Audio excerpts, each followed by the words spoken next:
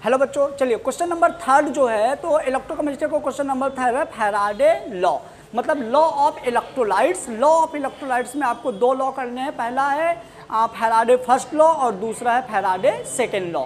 Actual में जो Faraday first law और फैराडे सेकेंड लॉ है उनमें हम क्या देखते हैं, तो देखो जैसे मैंने लॉ ऑफ इलेक्ट्रोलाइट्स में पहला लिया हूँ बेटा फैराडे फर्स्ट लॉ, तो फैराडे ने इलेक्ट्रोलाइट्स और इलेक्ट्रोड्स के लिए क्या लॉ दिया था। तो जैसे मान लीजिए कि अपन ने यहाँ पे ले लिया बेटा एक सेल, मैंने यहाँ पे ले लिया, अपन ने यहाँ पे ले लिया एक cell,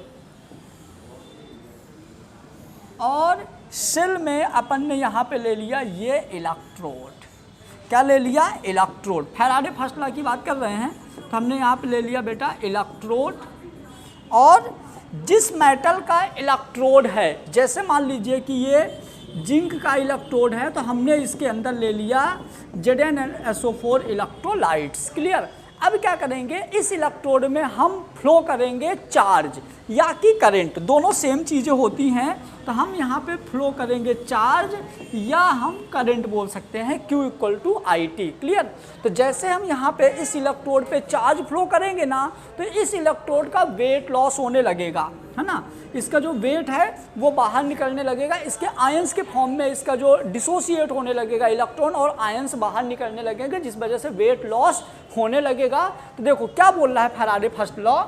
Faraday first law of electrolysis state that the mass of substance deposit at any electrode is directly proportional to the amount of charge pass. जितना आप चार्ज पास करोगे वो इसके मास के उतना ही डायरेक्टली प्रोपोर्शनल होगा, मतलब कि W प्रोपोर्शनल टू Q, तो W = ZQ। जो Z है यहाँ पे इलेक्ट्रोड का इलेक्ट्रोवैलेंट कांस्टेंट होगा यहाँ पे। क्लियर।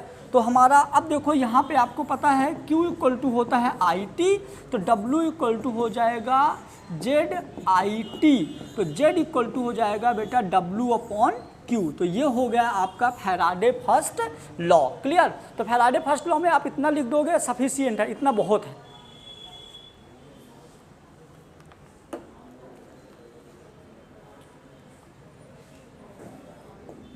एक बार मैं यहाँ पे और लिख देता हूँ फिर से कि जैसे मान लीजिए कि weight is directly proportional to Q, किसी इलेक्ट्रोड में आप जितना वेट लॉस होगा उसके आप फ्लोइंग ऑफ चार्ज के डायरेक्टली प्रोपोर्शनल होगा, तो W = हो जाएगा ZQ, तो Z = W/Q। क्लियर। और Q = होता है IT, तो Z = हो जाएगा W/IT। ये हो गया फैराडे फर्स्ट लॉ। यहाँ पे Q क्या है, Z क्या है, I क्या है, T क्या है, W क्या है, आपको नीचे सारी चीज़ें लिखना है। क्लियर। तो यदि हम बात करें Q, तो Q होता है फ्लोइंग ऑफ चार्ज, ये होता है बेटा चार्ज। Z होता है electro chemical equivalent constant. Clear. I क्या है बेटा करंट, T क्या है टाइम, W क्या है weight loss of electrode. Clear.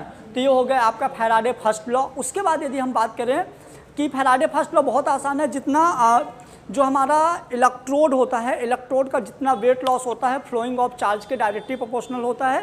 तो डेरिवेशन और फार्मूला दोनों बहुत आसान है, आप आसानी से कर सकते हो। उसके बाद हम बात करेंगे इलेक्ट्रोलाइट्स का second law, Faraday second law. क्या होता है फैराडे सेकेंड लॉ, तो आइए फैराडे सेकेंड लॉ को भी हम समझेंगे पहले, चलो, है ना। तो जैसे यहाँ पे लिखा हुआ है बेटा Faraday second law, Faraday second law of electrolysis state that क्या होता है, if the same amount of electricity is pass through different electrolytes, मतलब दो डिफरेंट इलेक्ट्रोलाइट्स हैं जिनमें सेम इलेक्ट्रिसिटी, सेम अमाउंट की इलेक्ट्रिसिटी पास हो रही है, तो if same amount of electricity is pass through different electrolytes the mass of ion deposit at the electrode are directly proportional to their chemical equivalent. इसको समझो, देखो यहाँ पे हमने ले लिया section solution A, solution B, और दोनों सोल्यूशन में हमने क्या किया, देखिए ये इलेक्ट्रोड लगा दिया, क्या लगा दिया, इलेक्ट्रोड, और इन इलेक्ट्रोड में सेम अमाउंट की इलेक्ट्रिसिटी हम फ्लो कर रहे हैं। जैसे इनमें हम सेम अमाउंट की इलेक्ट्रिसिटी फ्लो करते हैं बैटरी से, तो यहाँ पे क्या होता है बेटा, सेम अमाउंट की इलेक्ट्रिसिटी फ्लो करने पे जो इनका वेट होता है वो इक्विवेलेंट वेट के डायरेक्टली प्रोपोर्शनल होता है W = ZE। क्लियर। तो यदि हम बात करें फॉर सेक्शन ए, पहले के लिए, for cell for electrode cell A, तो हमारा W1 प्रोपोर्शनल टू E1, तो W1 = ZE1, this is equation first.